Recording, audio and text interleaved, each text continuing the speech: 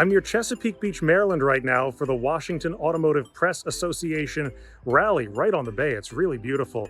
Basically, there are like 30 new cars being lined up as we speak, and they're going to turn me and other reporters and reviewers just loose on them. There's going to be a whole bunch of cars here, and I can't wait to drive them. That is an Alfa Romeo Giulia Quadrifoglio coming to life, and Quadrifoglio means the fast one, basically. And it looks pretty great too. This four-door sedan is painted in metallic green with some black wheels to really make the whole thing pop. Looks great on the interior too. There are all sorts of bits to remind you that this car is made to go fast. From the red stop-start button on the steering wheel to the race mode selector on the center console.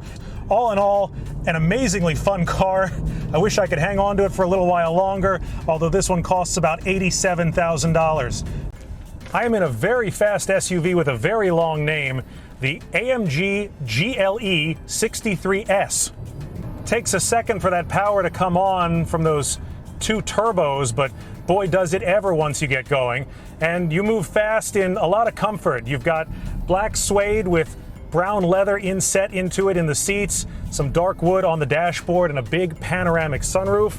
If you're interested in something like this, it'll set you back, in this exact case, about $144,000. I am now in a 2024 Audi Q8 Sportback S-Line e-tron Quattro. Basically, that is a way of saying this is Audi's electric vehicle, and it kind of looks like a car rather than another version they make that kind of looks like an SUV. This one has a nice sloping roofline to it rather than a squared-off SUV roofline. It really moves when you want it to, and you can actually get a little shot of extra power with a boost mode that I'm afraid to use. One of the things I like about this car is something that most people would never think of. It has a spare tire in it, because of the way most electric vehicles are laid out, they don't have a spare tire, but this one does. If this sounds interesting to you, it could be yours for about $92,000. I am in a Ford Bronco Sport, and this one's called a Heritage Limited, but it comes in at a somewhat surprising $46,000 for this small Bronco SUV. This isn't the big Bronco, the main Bronco. This is the Bronco Sport, which is a step smaller and is based on the Ford Escape small SUV.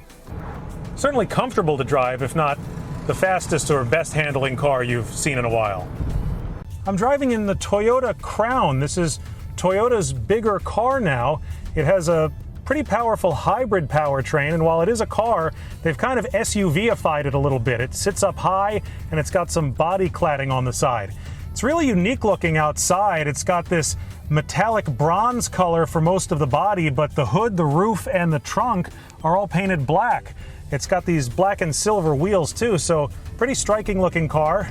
And this exact car comes in at just over $54,000. I am in a Honda CR-V hybrid all-wheel drive sport touring. An utterly practical purchase, but one that certainly won't let you down. This one does look pretty sharp. It's dark blue with black wheels. On the inside, it's got black leather-trimmed seating with some orange stitching, some piano black on the dashboard.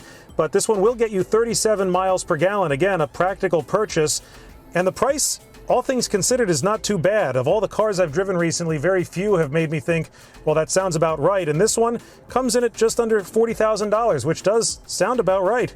I am in a Mercedes EQE 500 4MATIC SUV.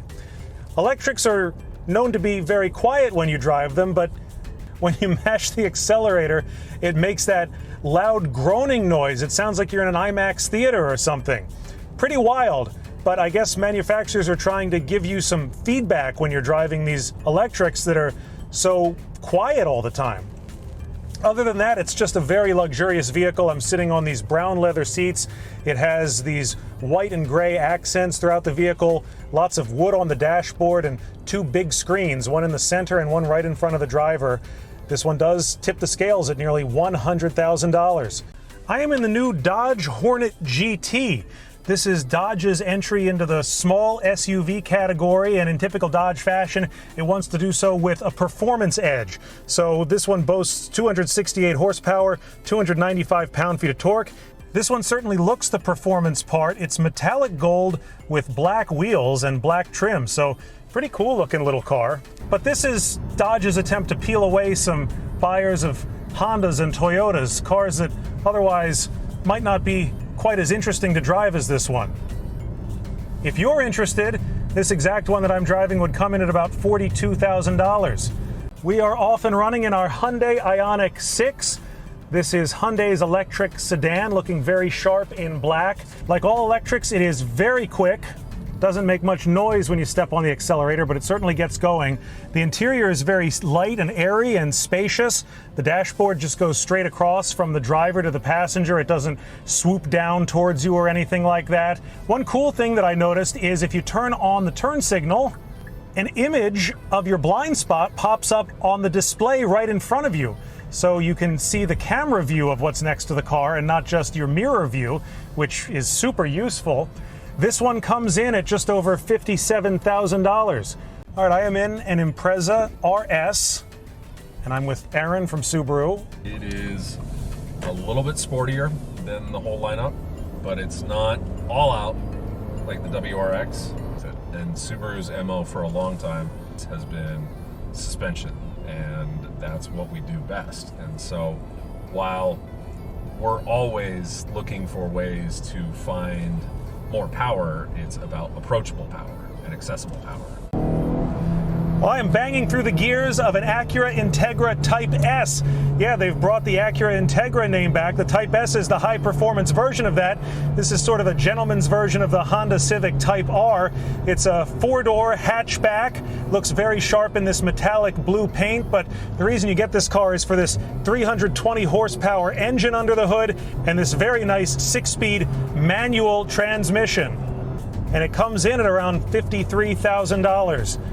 I am in Lexus's new electric SUV, the RZ, and the shifter takes a little bit of getting used to. It is a dial that you move left and right to go to reverse and drive.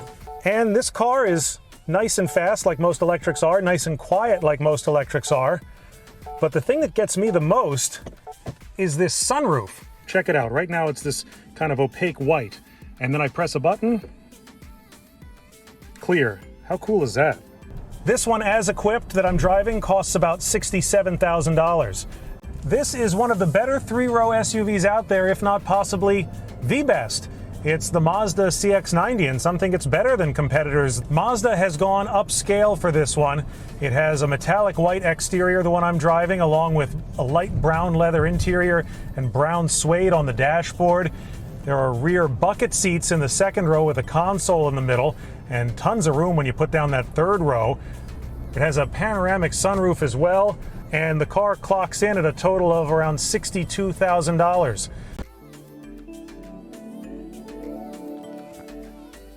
That is what it sounds like when you turn on a Nissan ARA. This is Nissan's electric SUV that we've been waiting for a while now. I'm in a Nissan ARA Empower Plus front-wheel drive, and Nissan says this one will give you up to 289 miles of range. On the outside, it looks pretty sharp in navy blue. The inside has a contrast of light and dark colors, light seats with some dark carpets, both light and dark on the door panels. Interestingly, driving experience seems pretty much like other electrics. It's nice and quiet, powerful when need be. This one comes in at just over $59,000. The goal of this Toyota Prius is not performance, it is fuel economy, and it gets 52 miles per gallon in this hybrid vehicle. It's a four-door hatchback, as you probably know, and what you may not know is that it's actually really attractive looking. Toyota has given this latest Prius some really striking, swooping lines on the outside of the car. Looks really good in this dark blue color that I'm driving right now. Also has a nice light gray interior with a sunroof. Pretty sharp, fairly comfortable, and very good on gas. This one comes in at just over $37,000. Well, hopefully you can hear me because I am cruising with the top down in a Mazda Miata Club, and it is an absolute hoot to drive. It's not all that powerful, but it is very responsive. It's got a 6-speed manual transmission that loves to be shifted. I always say with Miatas, I don't fit, but I don't care. That's certainly the case again this time. I'm 6'1", I kind of have to wedge myself in here. I say oof as I get in, and then when I sit down, I look out the very top of the windshield, but it really doesn't matter because it's just so much fun to drive. This one comes in at just under $38,000, so if you'll excuse me, I have to go contact my bank.